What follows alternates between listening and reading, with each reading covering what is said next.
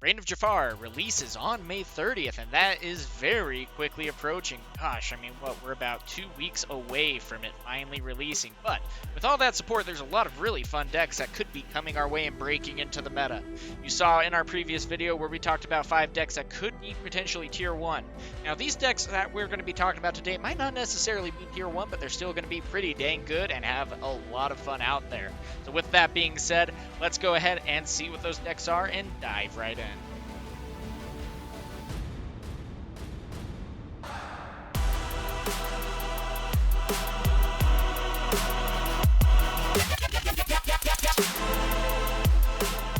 So this is going to be a little bit different. There's a lot of decks that could be potentially Tier 1, and that's going to be really interesting to be able to see. Now, with that being said, though, there's going to be a lot of things also that might not be able to quite get there just yet. It might need a little bit more support. It was a lot easier to be able to make, what cards like Ruby Steel that got a lot of card draw added to the game. That might now be able to finally start making an impact against, the meta here, and especially moving up into the Tier 1 status of these sets. There's a lot of really interesting stuff that can be released. And I mean, there's already other decks that we haven't even necessarily talked about that are already in the meta that could be incredibly good as well. But we are talking more specifically about decks that could really start breaking into outside of the row, going into Tier 2, and potentially even breaking into Tier 1. And so with that being said, guys, here we go. We are going to dive right in. So with that, first and foremost, I mean, this is going to be one of the biggest decks that I am excited about. It's going to be Pirates. Now, the interesting thing is Pirates has actually had a decent support, especially since Azurite Sea. The hardest part with that is that it hasn't necessarily been able to hit the ground in the right direction with the support that it's had. And that's been kind of disappointing because it's such a cool idea. But man, this is starting to get really scary. Now, the difficult part with this is as well is that a lot of these cards are a little bit higher cost. Now, we already saw, for example, the Captain Hook is going to be pretty dang good. It's a shift 3. What's also interesting is we have Pete, Space Pirate, and we have 2 different shift options for him as well, the 1-cost Pete and the 3-cost Pete Referee as well. And then he can go ahead and shift in on turn 4, which is just absolutely bonkers. Smee, of course, is going to be going out of rotation after this Jafar set, but for the meantime, he's still here, and he might be reprinted. We don't know yet. Either way, though, there is a Smee as well, where whenever you play an action that isn't a song, you may ready chosen pirate character. Which that alone can already be pretty crazy because you can ready up Captain Hook, you can ready up Pete, you can do a lot of things with that. And a lot of times this ability was used to mainly get a lot of lore gained. But I mean, at the same time, you could get a lot of abilities unlocked here for very cheap. I mean, Donald, for example, here, he's a pretty good, pirate as well. And whenever this character is challenged, you may return an action card that isn't a song from your discard to your hand. Just go ahead and recycle that. That's always really good. Now, with that being said, too, the Maui is probably going to be one of the biggest surprises here. And I know he's not necessarily a pirate, but he is a dual ink that fits this color combination perfectly. And so with that, let me get me out of the way for that. So with that, he specifically says that when this character is banished, choose one. Put 2 damage counters on all opposing characters, banish all opposing items, or banish all opposing locations. And so right there, you're already seeing that that is a lot that you can get excited about. Not even that. He can go ahead and even quest for 3. So you're hoping to at least time it well enough to where a Zeus just isn't going to be taking him out. Because if you can go ahead and get him to quest for a turn, it's going to be really good. And now, of course, with that as well, I mean, we got to talk about the Captain Hook ability here. Once during your turn, whenever an opponent character is damaged, your pirate characters get +2 and resist +2 this turn. That's insane. Now, for a 5 cost, that's really good. A 4/5, but also with the shift 3 and the Captain Hook just got reprinted as well. So we have a 1 cost that is going to be able to be in this meta, and that's going to be really interesting to be able to see. And at the same time, we have a really good ability here with Desperate Plan, where if you have no cards in hand, you draw until you have 3 cards in hand. Otherwise, choose and discard any number of cards then draw that many cards. So that's nice twofold. Depending on your situation, this is a very versatile card. And even though it is uninkable, that's not necessarily anything to keep you away from this deck. It's a really good draw, and it's even better than the docks, for example, that can go ahead and get you your card drawn. I could see even both of those being played as well. Now, also we have a not this is my family. We have like a Mohanami family, I think is the card. And it's a Sing Together 7 cost. And when you do that, you can go ahead and choose any number of players and, discard your hand and draw 3 cards as well, which can be a very good avenue to be able to refill your hand. Likewise, if you go ahead and take on an opponent and you see that they happen to have 7, 8 cards in their hand as well, you can go ahead and sing that song. They discard all of their hand and then they just draw 3 cards, and that can really slow them down, and it's a steal card. So it's going to be really interesting to see how that is going to be coming into effect. But I mean, Pirates very well could be a great combination. So the next deck that could very well be breaking into tier 1 is, first and foremost, not puppies. Yep, that's right. We are going into Emerald Sapphire. Now, with that being said, that's going to be a really interesting one here as well, because we saw again in the last set that it got some pretty good support, and even in Azurite Sea, it got a good amount of support as well. With that being said, though, it just didn't necessarily have that oomph needed to go ahead and get to that next level. You still were playing things like Your Welcome, which, yes, it was able to bounce back and things like that, but it still took so much to be able to get things going, and it just felt a little chaotic, which was really difficult on trying to get things done. Now, it's gotten even more support. And I mean, the biggest thing and why it is the focal point over here, Jeweled Collar. It's a really good card. Whenever one of your characters is challenged, you may put the top card of your deck into your inkwell face down and exert it. And it's not a must attack, or it must action that you have to do either. Instead, it's actually a when this happens, you get the choice. And so when you finally get up to a good amount of lore in it, or ink, you're able to then go ahead and get things moving. Now, that alone is going to be pretty crazy. With that being said, the new Go-Go is absolutely chaotic at best as well. This is such a good card, and it goes along really well with the other Go-Go, the Emerald Go-Go, because what it says is when you play this character, if you use the shift to play her, you may put chosen character into their player's inkwell face down and exerted. Now that alone right there is also extremely good for a 4 cost. And now keep in mind, it still is a shift 4 as well. And so it's not like you're getting it out earlier. And that was a really smart move in this case. So I'm really getting this balanced out, because I mean, if it was like a 3 even, that's still going to be a little insane for the shift cost. But I mean, this is going to be a really good card.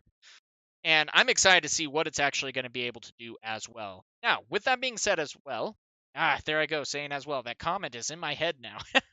Now, with that being said, Stitch is going to be really interesting here, mainly because what he is able to do is that when you play this character, each opponent puts the top card of their deck into their inkwell face down and exerted.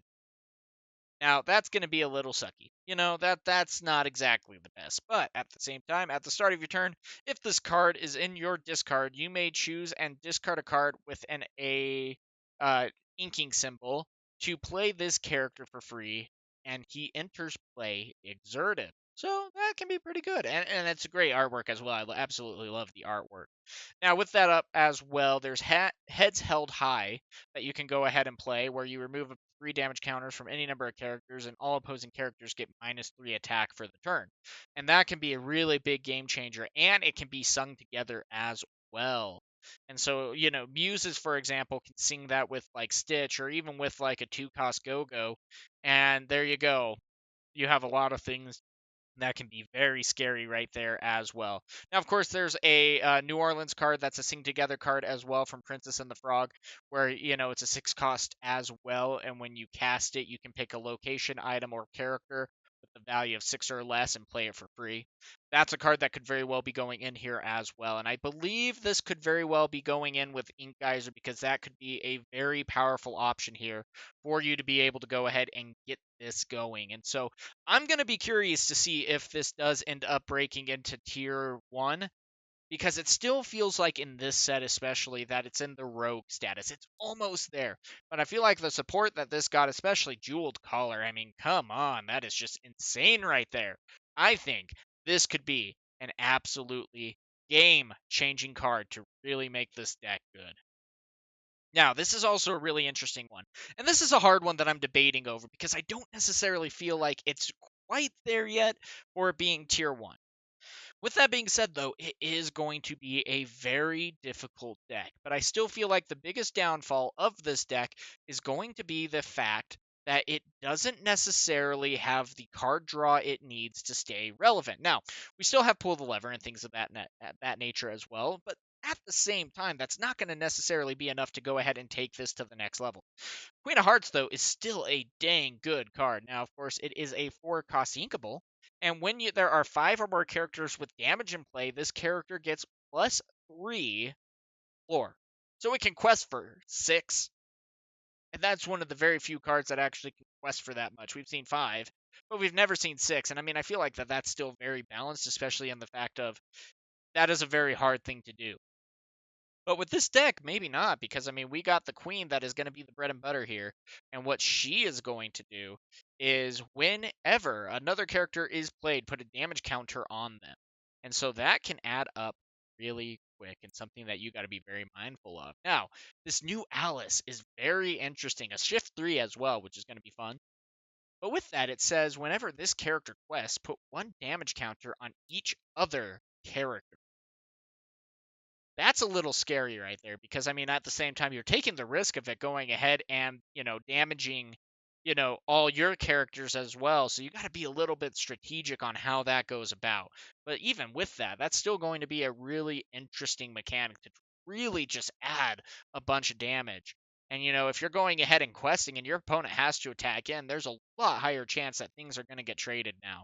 With that as well, we got the Dormouse, which is really interesting as well. There we go again. Whenever you play this character, you may put 1 damage counter on chosen character. So it really just helps to get the ball moving, which is really good right there. And of course, Mad Hatter from last set as well with that. He is going to be whenever a damage character challenges another character, you may draw a card. I mean, and that's going to be happening more and more, especially with Alice out. I mean, or Queen of Hearts out. There's just going to be a lot of things. Now, the nice part about these is, especially late game, a lot of your characters do have a lot of attack. Now, with that being said, Lady Tremaine might see some play here. At the same time, with that, there is still a lot of removal to make Lady Tremaine very difficult to play.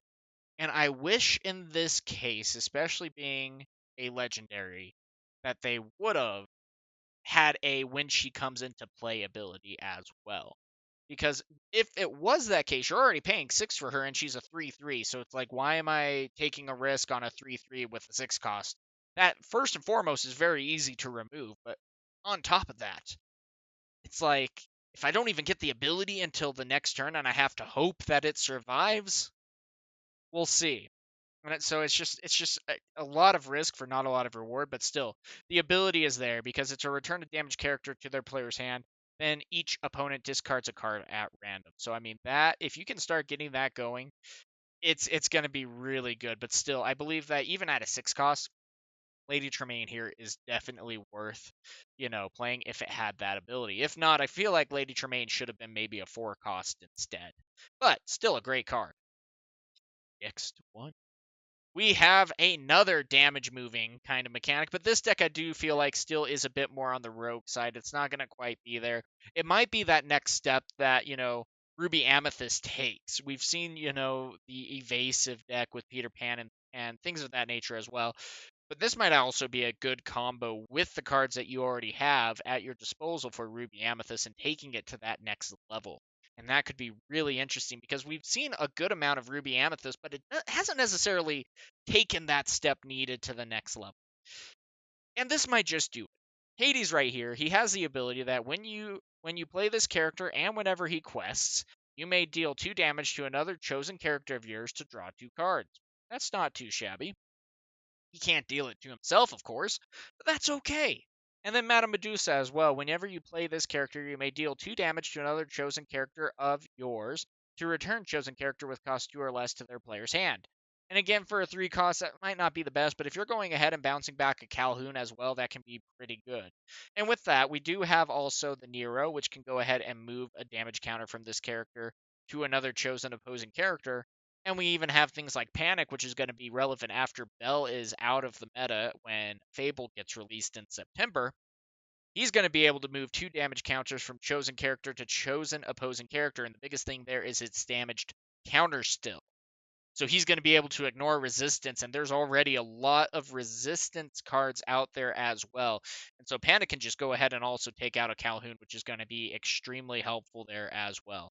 Now, of course, the 2-cost Uninkable Mother Gothel is going to be an interesting play here too, because whenever you play this character, you may deal 2 damage to another chosen character of yours and give that character Challenger +1, and when this character is banished in a challenge, return that card to your hand this turn. So it only lasts, of course, till the end of the turn, but still, that's going to be a pretty good ability, especially one that is already going to be, trading in for that matter, and you're just basically making it go a little bit faster. I mean, heck, if you go ahead and, deal 2 damage to a fox that is out onto the field, and then he has the ability to go back to your hand, okay. And then if also he's in library as well, that's going to be really good on top of that.